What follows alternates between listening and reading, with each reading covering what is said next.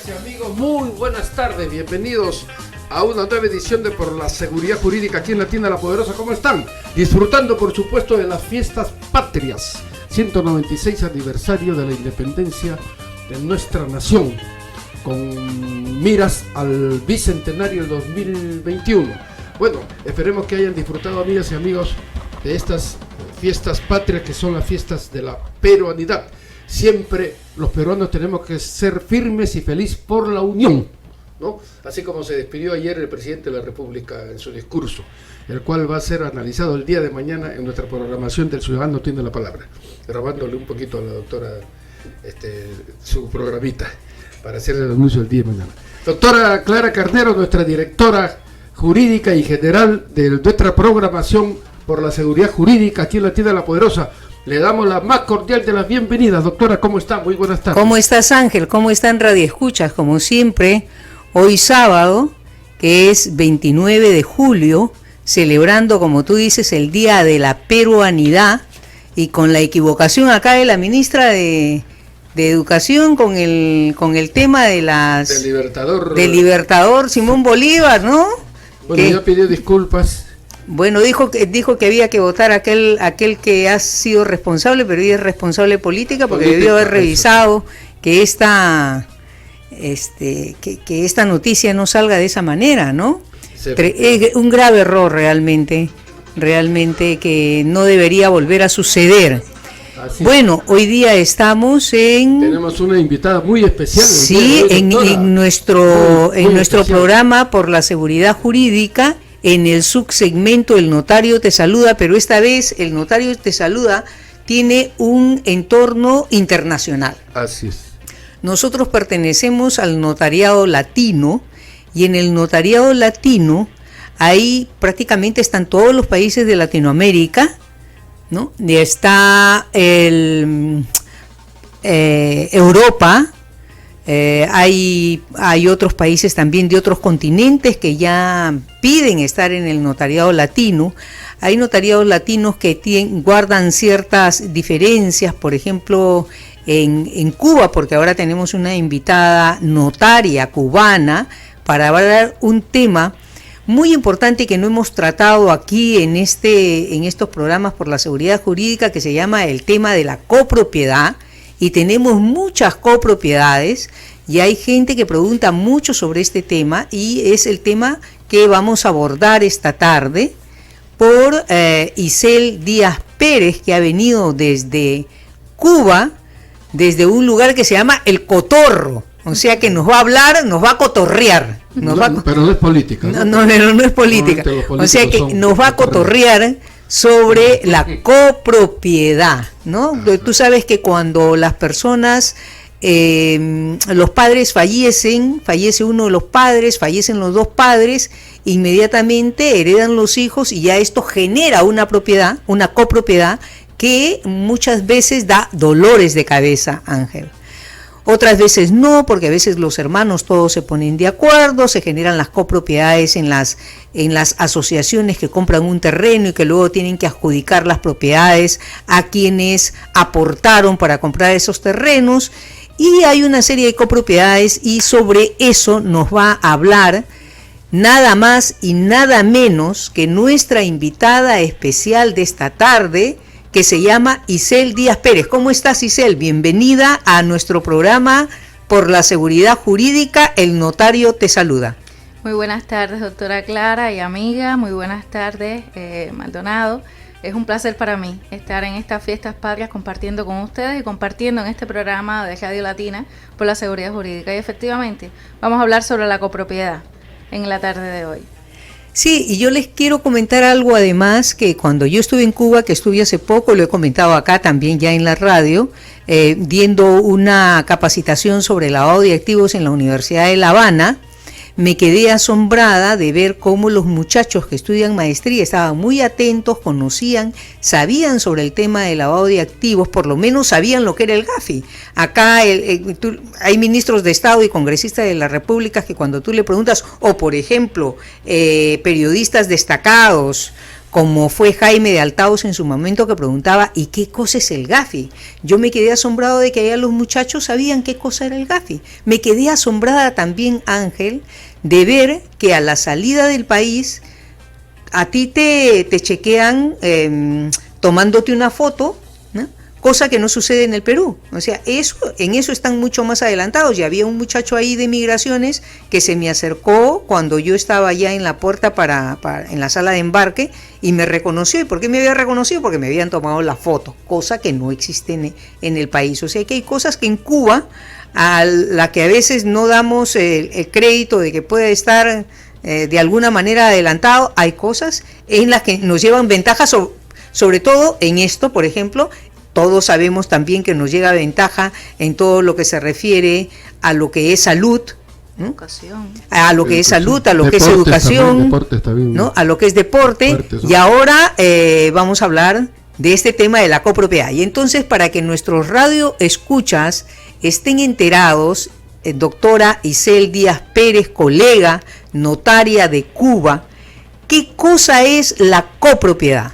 Bueno, la copropiedad es algo bien sencillo, es la propiedad compartida, es la cotitularidad que tenemos sobre determinados bienes y que van a ser de la voluntad de las partes cuando uno, dos o más pretenden, personas naturales pretenden unirse para compartir una propiedad.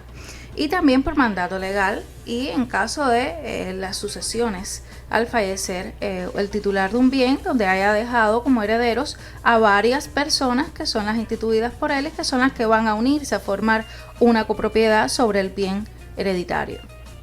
Muy bien.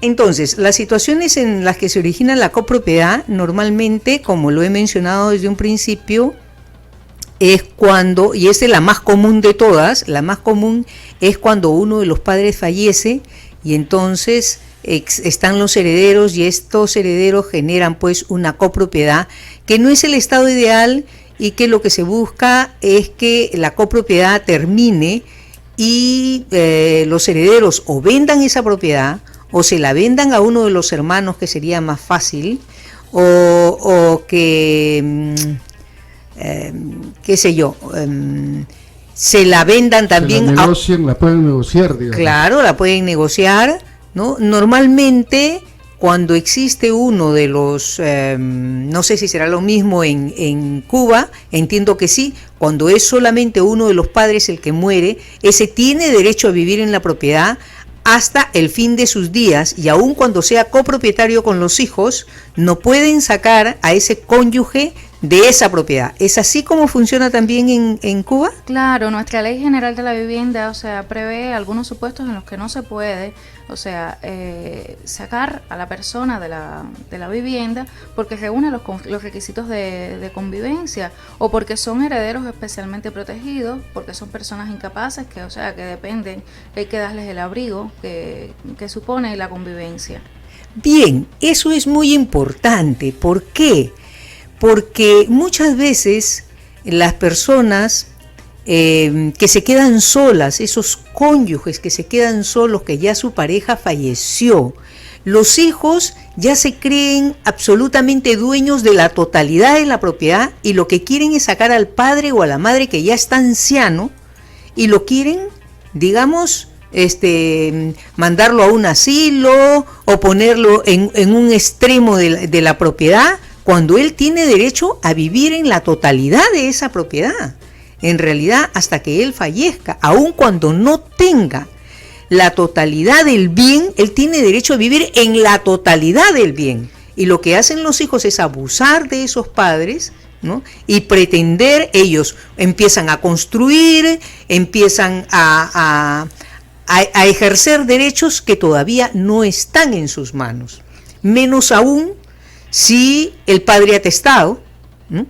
Menos aún si el padre va a atestar posteriormente y va a decidir o puede por último vender esa propiedad, vender la parte que le corresponde. Bueno, ¿no? de hecho, es una causal de nulidad y es una de las advertencias que forma parte de nuestras adjudicaciones hereditarias, que la persona que va o las personas que van a adjudicarse el bien tienen que respetar el derecho de convivencia de las personas que han permanecido conviviendo con el titular anterior, ya fallecido durante 5 años o más, y hay que respetar ese derecho. En tanto, si afectan el derecho a la persona que lo tiene, pues constituye causal de nulidad esta adjudicación que se ha realizado, y respetando en este caso la causa de la convivencia que ha tenido esta persona. Correcto. Por favor, escuchen bien las personas que nos están oyendo, que uno de los cónyuges tiene el absoluto derecho de seguir viviendo en la propiedad sin la perturbación de ninguno de sus hijos, que tendrá que esperar al fallecimiento de ese padre para recién poder repartirse de la propiedad de la mejor manera posible, o adjudicarse pisos en la propiedad, porque a veces es una casa la que se deja. Hay 3 hijos, se han construido 3 pisos y se podrá después independizar un piso, el segundo piso, el tercer piso, y adjudicarse los pisos, y se acaba con la copropiedad, ¿no es cierto? Con eso. Claro, la persona puede, o sea, el heredero instituido puede adjudicarse el bien, lo que no puede afectar es el derecho de convivencia de esta persona. Tiene que arrastrar con esta persona que está conviviendo en el inmueble por más de 5 años y no puede dejarlo desprotegido de la convivencia como tal. Puede adjudicarse, o sea, nada interfiere en que pueda adjudicarse. Puede adjudicarse el bien respetando siempre el derecho de convivencia de esta persona. Correcto. Nuevamente, por favor, tiene que quedar bien claro ese concepto, ¿no? Tiene que quedar clarísimo, porque ya reitero, los padres se sienten un poco, digamos, vulnerables. Sí, vulnerables, sienten que los hijos ya tienen el derecho, no, eso les pertenece a mis hijos, yo por qué voy a abusar, por qué me voy a quedar con todo. No, señor, usted tiene derecho sobre esa propiedad. Y ahora, disculpa que te interrumpa, doctora Clara, y estos herederos conforman una copropiedad por cuotas. Correcto, claro que sí. Ya. Claro que sí. Yo quería preguntarle, doctora Isel Díaz, como que viene de esa gran nación de Cuba, pero aquí tenemos entendido que Cuba tiene un sistema económico, político muy diferente al Perú, ¿no? Como también el de otros países. Entonces mi pregunta es sobre el tema justamente de la propiedad. Tengo entendido de que en Cuba la propiedad de los medios de producción más importantes, por ejemplo, están en manos del Estado. Exacto. Ya, pero cuando usted se refiere a la copropiedad, me imagino que se refiere a la propiedad personal. A la propiedad personal. A la propiedad personal. Que sí existe en Cuba. Que sí existe en Cuba, claro. ¿Uno puede ser dueño de una casa en Cuba? Claro, ¿De un carro? De hecho, sí, de una vivienda, de un vehículo. Muchos piensan que no, Sí, cómo que no. En Cuba todo el Estado es dueño de todo, hasta de una carretilla. A ver, no es así, ¿no? El Estado tiene un derecho preferente sobre todo, sobre todos los bienes, pero uno puede adquirir una propiedad, o sea, uno puede comprar. De hecho, desde el año 2011 ya están autorizadas las compraventas de bienes inmuebles y de bienes muebles de manera libre, y la pueden obtener o pueden conformar una copropiedad sobre, que es el tema que nos ocupa en la tarde de hoy, sobre los bienes adquiridos. Y lo puede dejar en testamento también. Y lo puede dejar en testamento. Bien, bien. Eso incluye también a propiedades de negocios, pequeños, por decir, medianos. A ver, es que porque te digo, los grandes sí están en manos del Estado, ¿no? O sea, los pequeños, por ejemplo, restaurantes. Estamos refiriéndonos a lo que es la compraventa de bienes inmuebles para el uso de viviendas como tal, personas naturales, el resto de la propiedad. Pero sí hay otro tipo de asociación, que es la conformación de cooperativas no agropecuarias, que permiten la utilización de determinados inmuebles para la realización de actividades por cuenta propia y montar pequeños o medianos negocios. Perfecto, gracias, muy amable. Bien, a ver, entonces, cuando se constituye, que es otra de las formas de la copropiedad, cuando se constituye una asociación, y esa asociación compra un terreno grande y hay socios que se hacen socios porque lo que quieren es aportar para que esa asociación, luego de adquirir el terreno, luego de conseguir que haya ahí agua potable, electricidad, ¿no? Los, digamos, las los elementos básicos para poder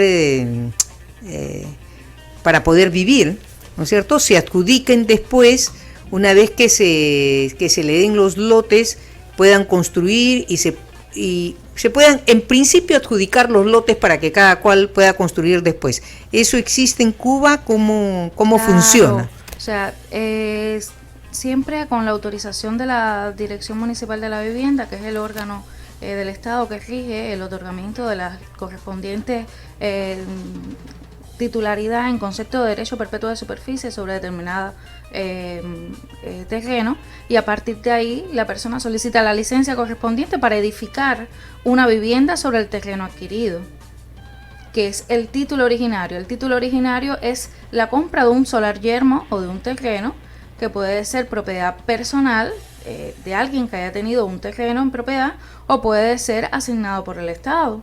Y en virtud de ello, la persona después edifica según el concepto mediante el cual adquiera esta titularidad sobre ese terreno, pues la persona el Estado le permite poder edificar una vivienda con las correspondientes licencias y oportunas solicitudes de poder hacer la obra como tal.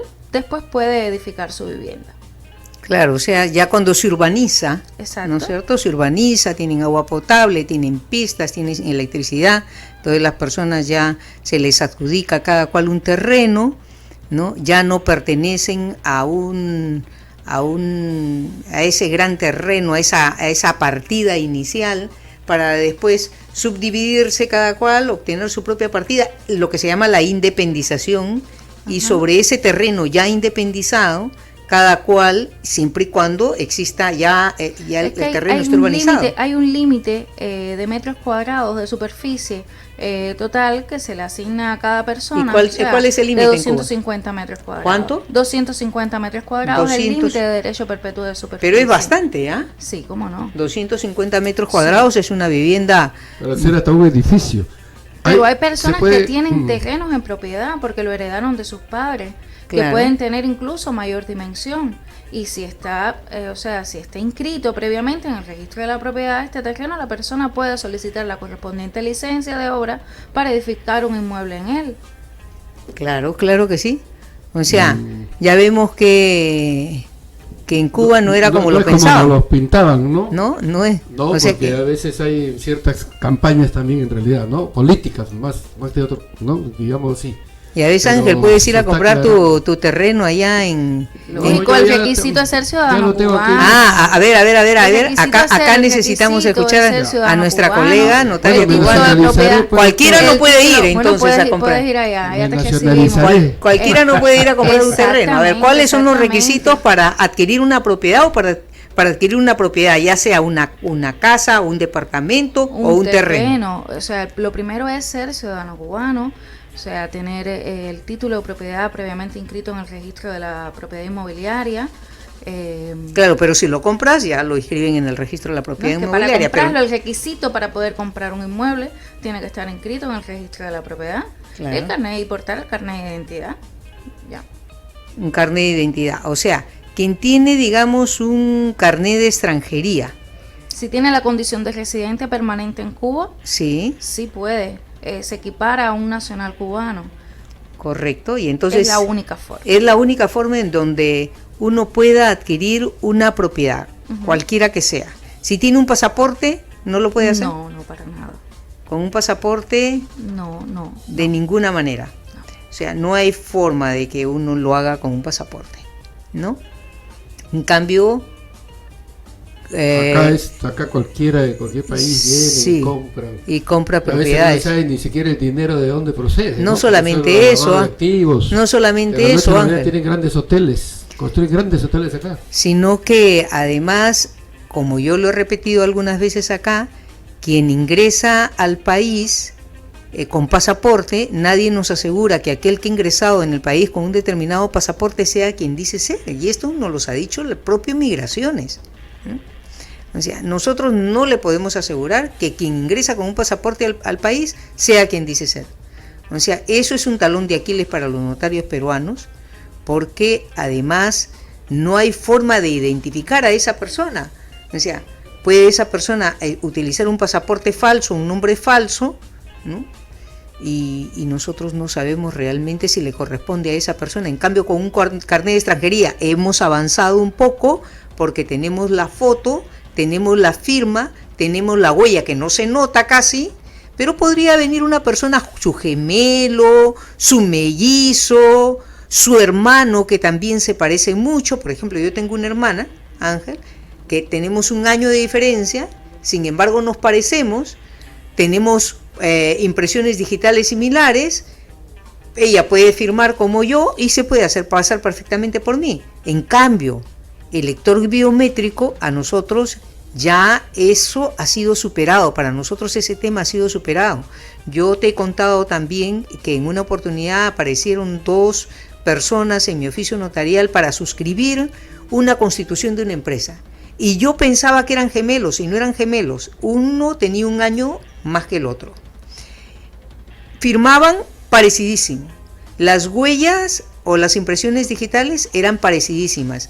De tal manera que si yo no los hubiese tenido juntos y ellos vienen por separados, pasaba como si fuese el otro hermano. Por eso hay que hermanos que también daban los exámenes en las universidades por el otro. O sea, el hermano que sabía más iba, se presentaba a la universidad y daba el examen por el otro, porque eran muy parecidos.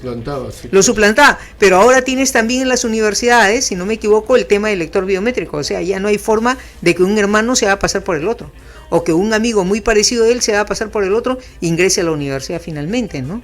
Entonces, esos temas definitivamente han sido superados. Muy bien, estamos con la doctora Isel Díaz Pérez, notaria, colega cubana, quien ha venido especialmente para esta entrevista sobre la copropiedad, porque ella ha estado escribiendo sobre este tema. La copropiedad es un tema de interés de ella para una maestría, ¿no? La maestría. En algún momento, sí, como no formó parte de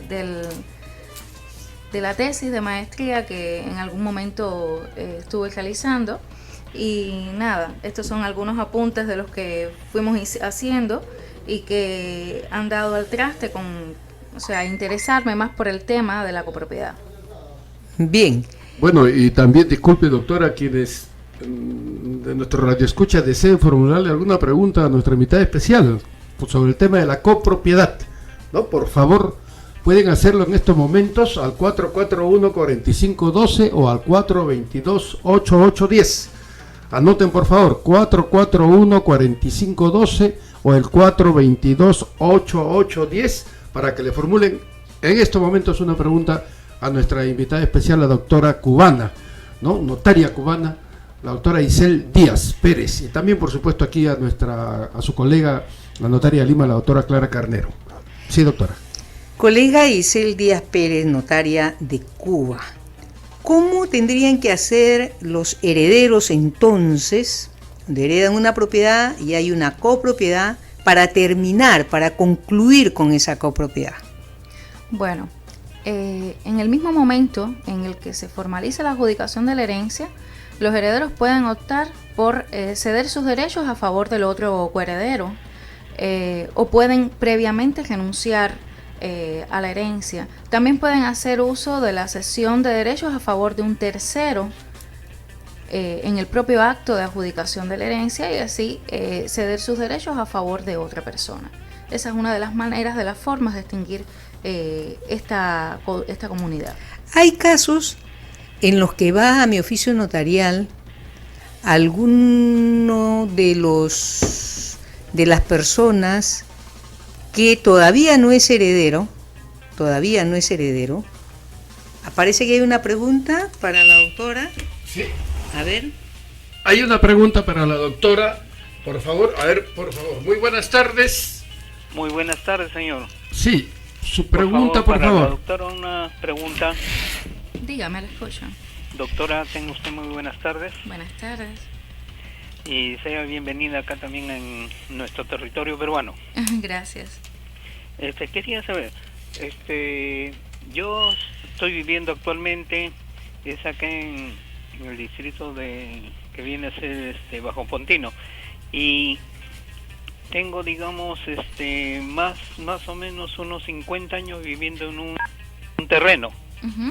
¿Me escucha? Sí, le escucho. Pero ese terreno, digamos, pertenece más que todo al Estado. Varias veces, digamos, personas así han intentado, digamos, apropiarse de él. Ajá. ¿Y cómo yo podía, digamos, tener, digamos, directamente un título? ¿Qué trámites debería hacer por el tiempo ya transcurrido, como más de 50 años viviendo? Bien, le va a responder su pregunta, en este caso la doctora Clara Carnero Ábalos, por favor. Muy amable. Gracias, señor. también por su Muchas pregunta. Gracias. El 441-4512 o el 422-8810 en el aire, amigas y amigos, para sus preguntas. 441-4512 o el 422-8810. Sí, doctora Clara Cordero. Bueno, sí, lamentablemente nuestra colega notaria cubana no le puede responder a esa pregunta porque se trata de leyes peruanas. Usted vive hace 50 años que tiene un terreno, pero que ese terreno me dice que le pertenece al Estado. Para empezar, los terrenos del Estado no se pueden prescribir salvo que el mismo Estado le adjudique el terreno, el mismo Estado. Primero habría que ver en registros públicos a quién le pertenece ese bien, ¿no? Yo le digo porque en alguna oportunidad una colega quiso prescribir un bien que estaba a nombre del Estado y fue declarada nula esa prescripción porque nunca se debió prescribir el bien, sobre todo si le pertenece, está en bienes nacionales. Entonces, si está el terreno a nombre de una municipalidad, entonces usted podría ahí probablemente ir a la municipalidad, hacer un trámite municipal para ver si en la municipalidad le van a reconocer esa posesión sobre ese bien que lo tiene más de 50 años. De otra forma, no hay manera. ¿Ya? Bien, muchas gracias, doctora, por su respuesta. Nuestro radio escucha, si está conforme, nuestro radio escucha con la respuesta de la doctora Clara Carnero. Si no gusta, puede repreguntar, con todo gusto, puede volver a hacer la pregunta o pedir mayores detalles. Sí, doctora Isel, nuestra invitada especial. Bueno, sí. Bueno, nada, habíamos hablado de la copropiedad por cuotas. En Cuba, disculpe, ese tema, ¿cómo se hubiese tratado, doctora? Esa pregunta. ¿Cómo sería en Cuba? Sí, sería interesante. Por el transcurso del tiempo, o sea, si hubiera ejercitado un derecho de uso capión, que tendría que ser un proceso ordinario o nombrar un abogado de bufete colectivo y solicitar la reclamación del bien ante el órgano. Aún cuando esté a nombre del Estado. Claro. ¿Por qué? Por el tiempo que lleva ocupando el por el tiempo que viene. Acá no es posible si es que ese bien está a nombre del Estado. Habría que ver, siempre sabes que la pregunta oíble no es igual que la contratación física que tiene uno de la documentación que la persona te aporta. Claro, además hay otra cosa, para las prescripciones, por ejemplo, el bien tiene que estar urbanizado, es otro de los requisitos. O sea, si el bien no está urbanizado, no entra dentro de los requisitos para la prescripción adquisitiva de dominio, ¿no? Es un bien urbanizado, ¿no? Pues, ya, eso es otro de los requisitos de la 27157. Que yo no la veo hace tiempo porque siempre causa problemas, ¿no? Causa problemas y mucha gente hace a veces trampa con eso y en cuanto el notario se descuida lo meten en un problema serio. Pero bien, lo que le estaba comentando colega Isel Díaz es que hay algunas personas que después de que ha muerto uno de los padres y todavía no se ha hecho la sucesión intestada, no se ha realizado todavía, vienen y dicen, yo quiero renunciar a mi herencia. Claro. ¿No? Yo quiero renunciar a mi herencia, pero en el Perú no te permiten renunciar a la herencia si es que no la has recibido primero. O sea, ¿de qué renuncias? Tú tienes un derecho expectaticio a recibir esa herencia, pero ese derecho no se va a concretar hasta que tú realices el trámite realmente de sucesión intestada donde ya figures como heredero. ¿No? Lo que se estila acá es decir, bueno, usted no puede renunciar a la herencia en este momento, recíbala primero y después renuncia a su herencia a favor de quien quiera. Allá no es dentro así. De los 3 meses, o sea, posteriores al fallecimiento, que se contata con la partida de la certificación de defunción o con la expedición de la certificación de actos de última voluntad del registro de actos de última voluntad de carácter nacional, este registro.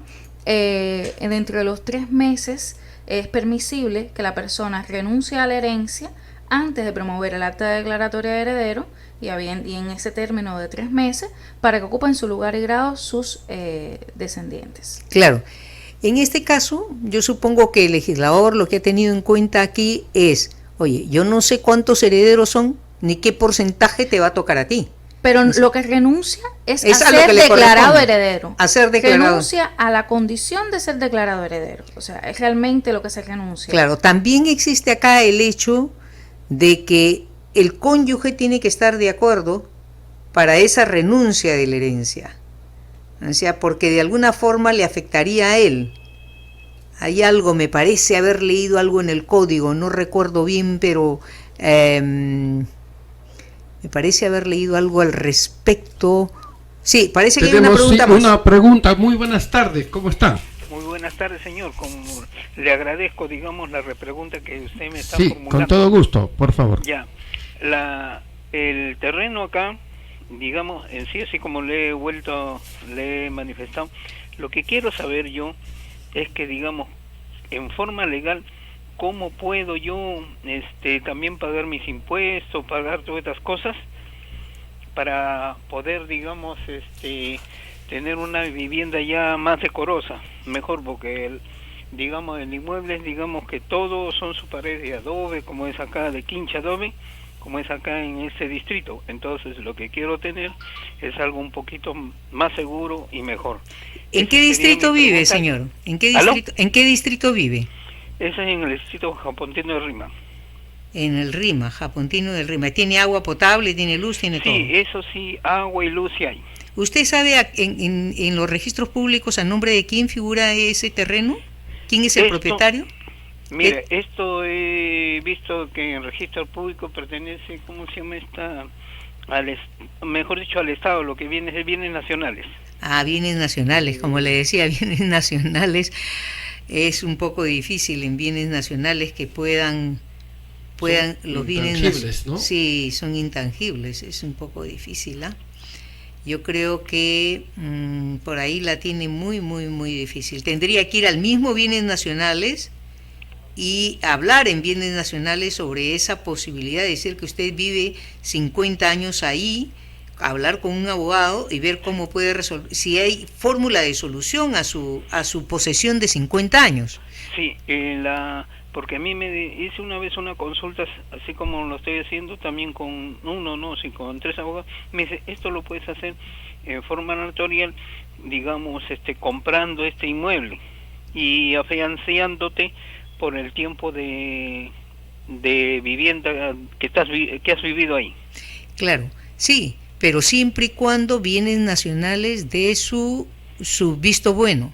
Si bienes nacionales no da su visto bueno, entonces no hay forma de que usted pueda prescribir esa propiedad, porque bienes nacionales lo primero que va a hacer, porque los abogados de bienes nacionales están leyendo las normas peruanas y las publicaciones que salen en el peruano, y lo primero que va a hacer es oponerse a esa prescripción si previamente usted no ha hablado con ellos. Ya, porque tengo entendido, digamos, como es el mío es dividido y hay otro, digamos, ¿cómo decirle? A unos 20, 30 metros más, que también es de bienes nacionales, pero no sé cómo estas personas para levantar paredes, levantar inmuebles, todo esto. Uh-huh. Eso es lo que han hecho y lo que quería saber en una forma legal, porque esto creo que han hecho una forma arbitraria. Claro, lo que pasa es que la mayoría de la gente hace las cosas primero y después y no pide permiso, ¿no? Claro. No pide permiso, las hace simplemente y después ya... O sea, resuélveme el problema, Estado, resuélveme el problema. Yo ya construí, ya hice, ya estoy viviendo acá tanto tiempo y ahora resuélvemelo tú. Pero ya les digo, si no realmente quieren tener un título de propiedad en algún momento, lo primero es hacer las cosas preguntando a bienes nacionales para que bienes nacionales le pueda autorizar a usted. Muy amable, doctora. Muchas gracias, doctora, y le agradezco por las consultas. Encantada, señor, encantada. Gracias a usted por su llamada. Nos tiene a su disposición aquí en el programa todos los sábados a partir de las 4 de la tarde por la seguridad jurídica. Muy amable, señor. Muchas Con gracias todo gusto. y lo felicito nuevamente por estas orientaciones que usted dan a la ciudadanía, porque siempre lo tenemos presente y escuchándolos. Muy gracias amable. a usted por escucharnos. Gracias. Muy amable, muy gentil. Bueno, a ver, colega notaria de Cuba, Isel Díaz Pérez. Estamos acá tocando el tema de la copropiedad. ¿Qué requisitos se requieren para realizar una copropiedad, digamos, notarialmente? ¿Qué exigen en Cuba? Yo quiero adjudicarme esta propiedad entre los que hemos recibido esta herencia, queremos terminar con la copropiedad para que cada cual lo tenga su nombre. ¿Qué debería hacer? ¿Cuáles son los requisitos que le piden en Cuba?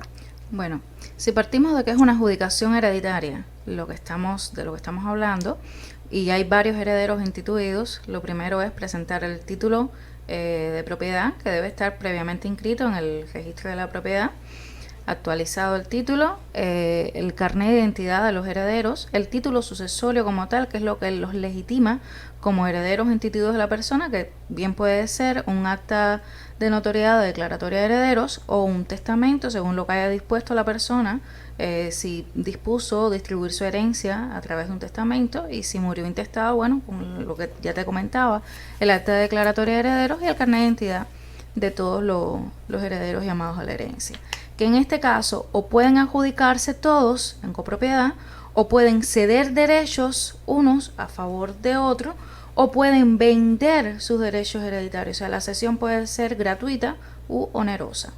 O pueden vender entre todos esa propiedad a una tercera persona, con lo cual ya tendrían que adjudicarse primero. Igual te hablaba de la figura de la cesión a favor de terceros. Tendrían que adjudicarse primero. Eso es algo nuevo. Eso es algo nuevo acá en el Perú. Acá en Perú no necesita adjudicarse. Necesitan, si todos los herederos están de acuerdo con que esa porción que les corresponde de la herencia se la van a vender a una tercera persona, no se adjudican nada. Te decía que existía la figura de la cesión a favor de un tercero.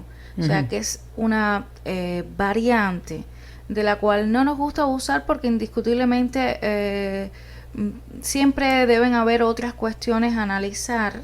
Y yo, por ejemplo, que las he autorizado, he formalizado una cesión a tercero a favor de un nieto.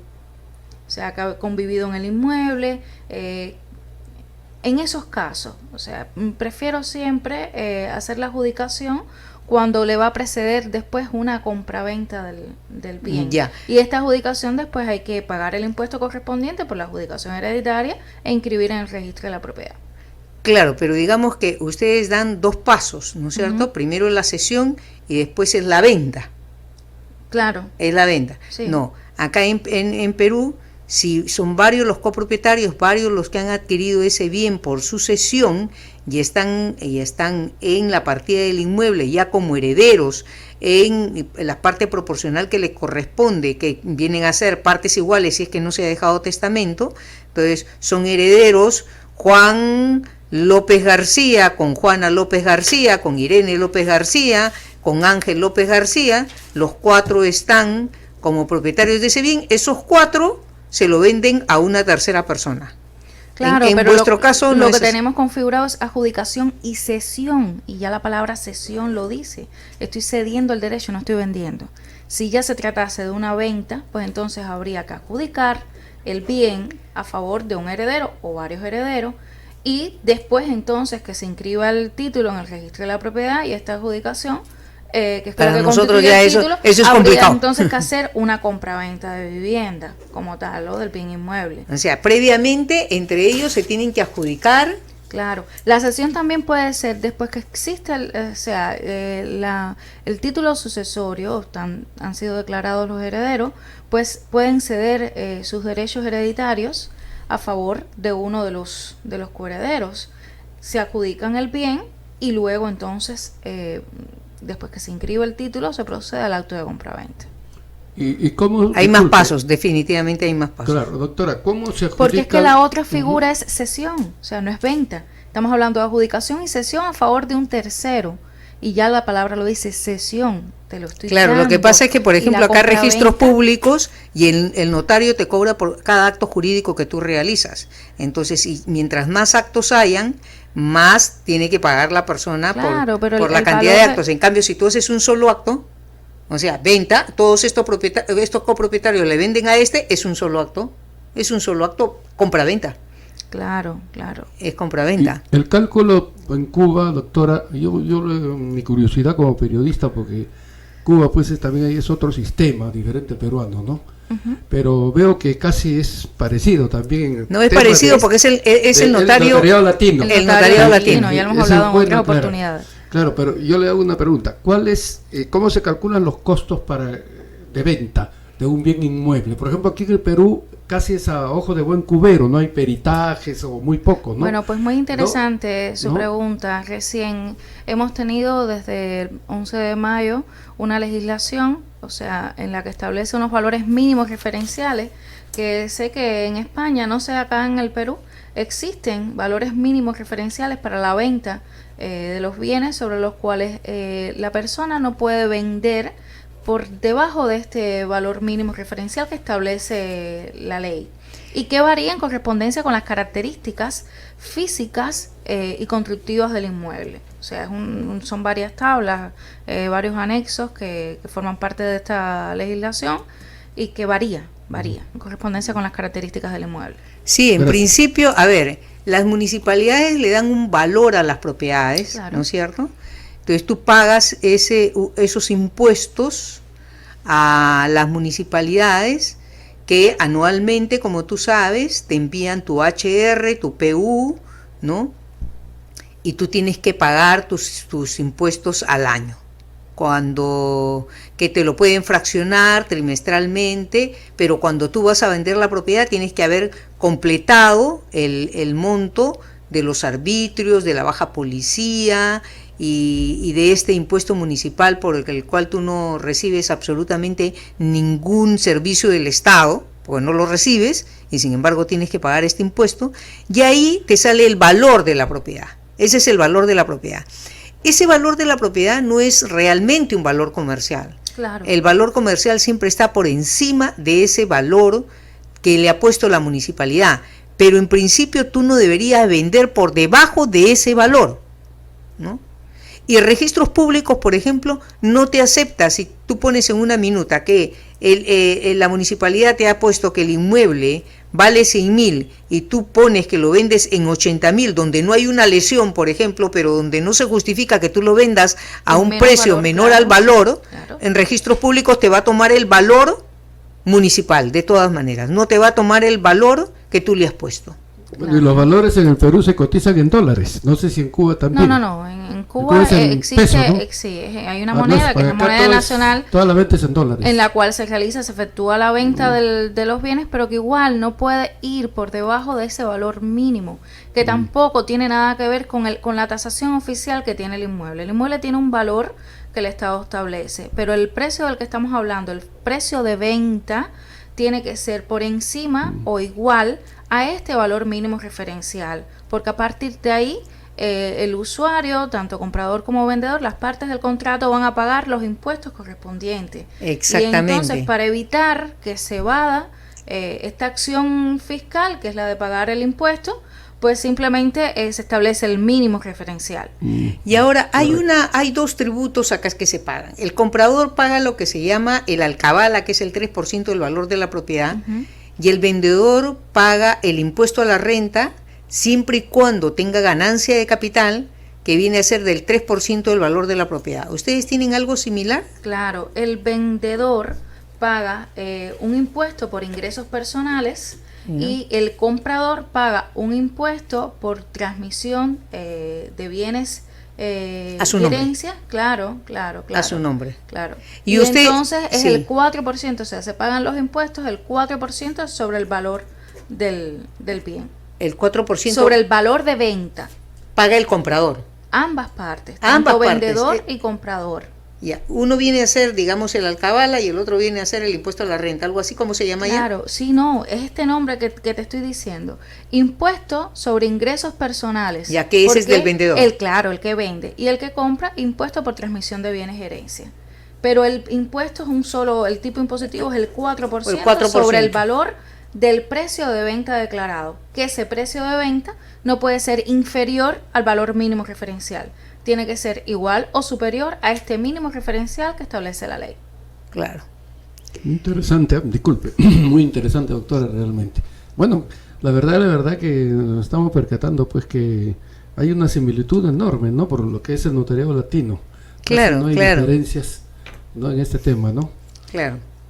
Mira, yo la sorpresa que me di hace algún tiempo, yo quise comprar un local acá en Lima con una colega notaria y quería convencerla a ella para comprar un local juntas y estar, porque, oye, dos notarías juntas es más probable que la gente vaya y dice, bueno, acá no tengo pierde, porque si no encuentro a una de las notarias, encuentro a la otra. Claro. Entonces, así como cuando las boticas se ponen todas juntas, los restaurantes se ponen todos juntos. Los chifas también, y ese chifa que ha matado al otro por estar, ese chino que acaba de matar a su, salió pues ese chino que acaba de matar un chifa nuevo que está inaugurando. Sí. No sabía. Colega porque estaba al frente. Hace poco lo ha asesinado a dos. No me diga. Bueno, ese ejemplo no me gusta, Ángela. Sí, no vaya a ser que se vayan a matar los notarios. Ese ejemplo no me gusta mucho. Los notarios somos jueces de paz. Jueces de paz, no para nada. Bueno, el tema que a mí me llamó la atención, Ángel, es que yo me fui a diferentes bancos, cooperativas inclusive, a pedir un préstamo con otra persona, con que tú tienes un grado de amistad simplemente, y no te aceptaban el préstamo. O sea, o tenían que ser cónyuges los que compren. No podían ser dos personas que comprasen una propiedad. Entonces yo decía, y en ese momento, bueno, yo ya lo dejé, compré por mi cuenta, ¿no? Pero bueno, en ese momento yo necesitaba mayor capital, por eso es que pedía la ayuda y veía si le interesaba a otra colega también comprar la propiedad. Pero yo decía, entonces, ¿cómo compran, por ejemplo, si quieren comprar dos hermanos, ¿no es cierto? ¿Cómo compran las famosas personas que tienen uniones homosexuales uniones de... uniones... No, ¿cómo compran? No hay forma. Entonces, eso me llamó la atención. ¿Cómo es en Cuba? A ver, a la hora de comprar un bien, o sea, igual, si los que venden son dos titulares, pues se formalizan dos cheques de gerencia. Acuérdate que nosotros tenemos un medio de pago para formalizar la compraventa. Que lo comentábamos en una entrevista anterior que habíamos tenido. Este medio de pago, que se llama cheque de gerencia, es el que permite formalizar el acto de compraventa como tal, es el documento idóneo que se presenta ante notario. Y si son dos los titulares del bien, son dos copropietarios, pues en el banco le suscriben este cheque de gerencia a nombre de estas dos personas, que son los vendedores. Es el medio de pago por el cual se realiza la compraventa, y así los que compran adquieren en calidad de copropietarios del bien y comparecen al acto a hacer la compraventa sin mayor dificultad. Pueden comprar dos, pueden comprar tres.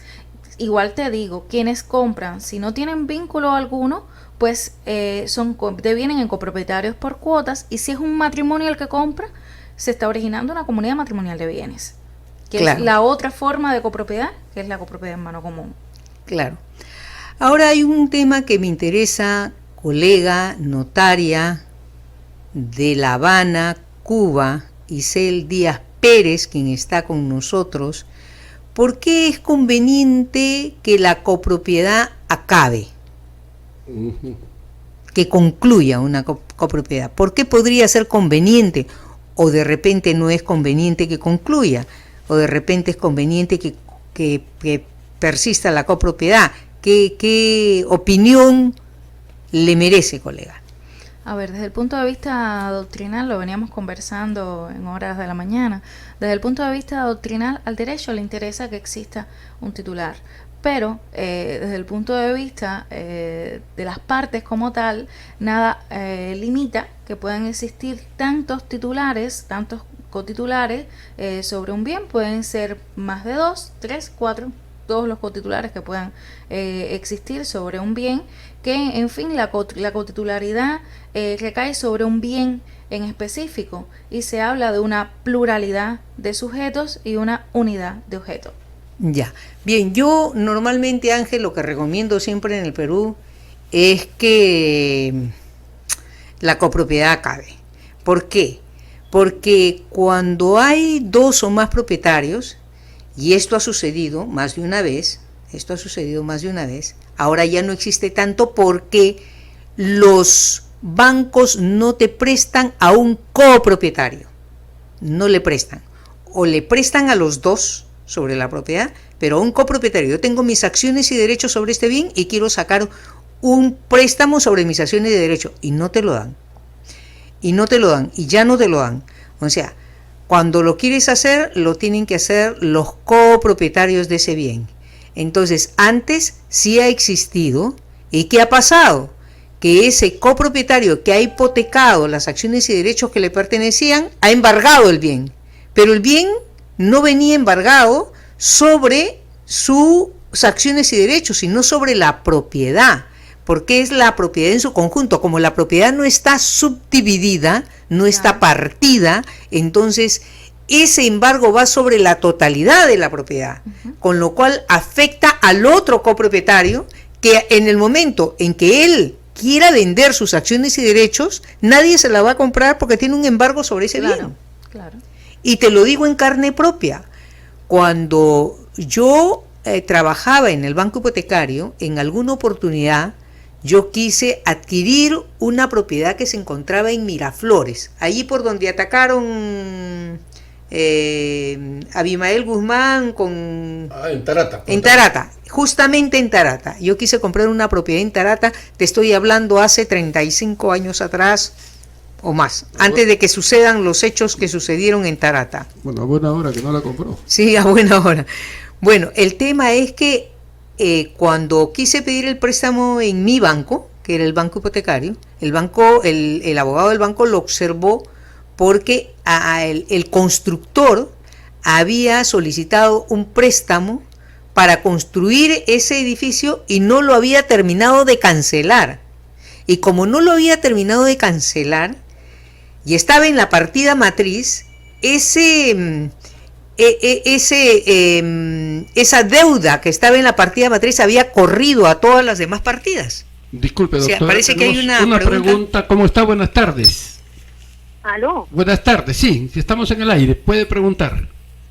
Ya, doctora, agradeciéndole y felices fiestas. Gracias, de igual muchas manera. Gracias, muchas gracias. Ustedes, sí, siempre le escucho. Muy porque amable. Siempre rescato una idea suya, siempre estoy aprendiendo algo y usted nos está enseñando, usted y sus invitados. Sí, gracias. Doctora, y le informamos, disculpe, porque sí, para todos nuestros radioescuchas es muy importante que sepan que todas estas entrevistas, que ya tenemos más de 60 entrevistas debidamente colgadas en la web siguiente de la doctora Clara Carnero, notariaclaracarnero.com.pe. Están todititas colgadas con los diferentes temas notariales. Siempre es bueno. Bien. Para cualquier consulta pueden ingresar a la web. ¿Ya? Sí, muy amable. Sí, doctora. Su pregunta, por favor. Doctora, yo compré una propiedad y la propiedad dice en una de las cláusulas del contrato de la compra-venta que la propiedad se compra tal y como está. Entonces hasta ahora todavía es un condominio, yo vivo en la primera planta y nos abastecemos de una sola fuente de agua, que es un solo medidor para todos.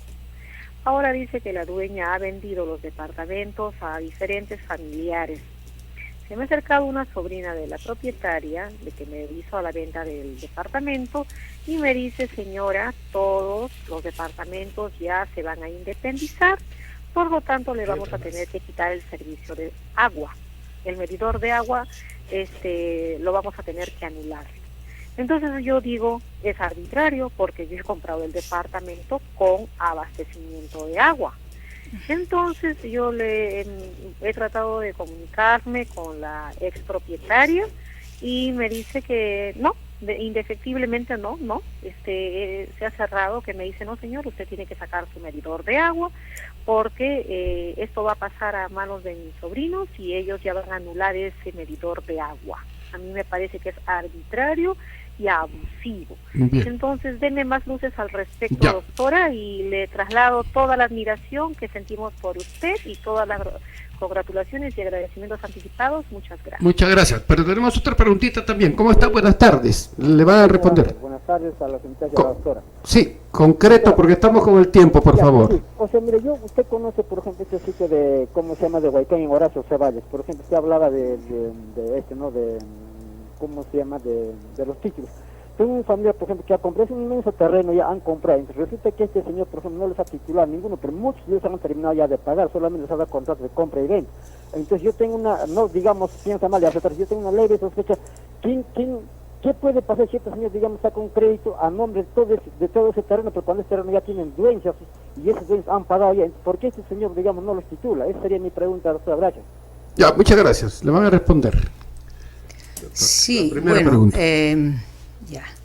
A la primera pregunta, la señora que nos llamó, bueno, mira, habría que ver primero, el derecho del agua es un derecho básico, es un derecho elemental.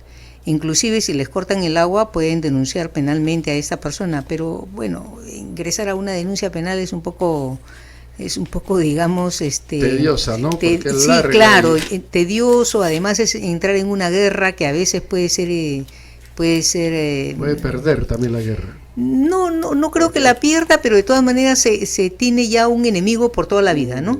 Que le puede hacer la vida más imposible de la que ya la puede tener en este momento. Le puede cerrar el caño. En todo caso, sería conveniente que ella evalúe.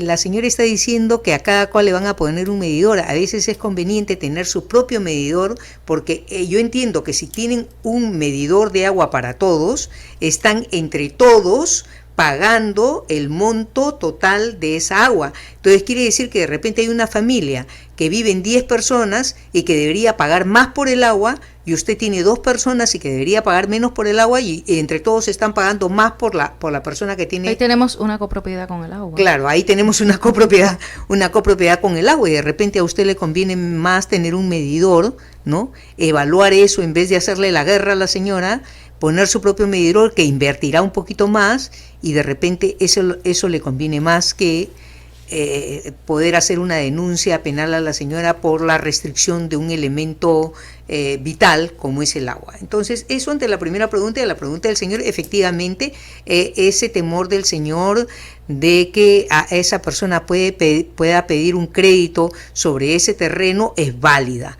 Lo podría pedir en tanto y en cuanto el terreno esté a nombre de esa persona, y claro, hay una copropiedad y puede afectar a todos los copropietarios. Por eso es que yo insisto, las copropiedades deben tratar de en algún momento concluir para que terminen cada cual teniendo su propio terreno sin problemas con su nombre en registros públicos. Les agradezco muchísimo, son las 5 de la tarde. Muchas gracias a todos aquellos que nos han llamado, hayan participado. Gracias especialmente a nuestra colega Isel Díaz Pérez, notaria de Cuba, que ha venido hasta acá para hablar este tema tan importante de la copropiedad. Gracias, amigas y amigos, a todos ustedes, y sigan disfrutando de nuestras fiestas patrias, la fiesta de la peruanidad.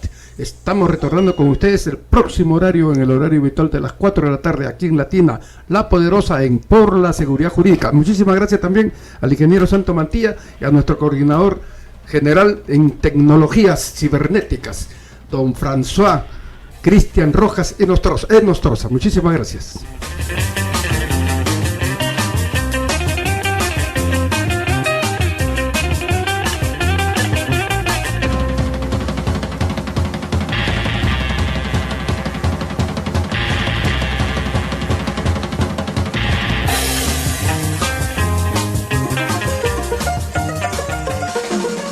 Desde Ignacio Merino 2.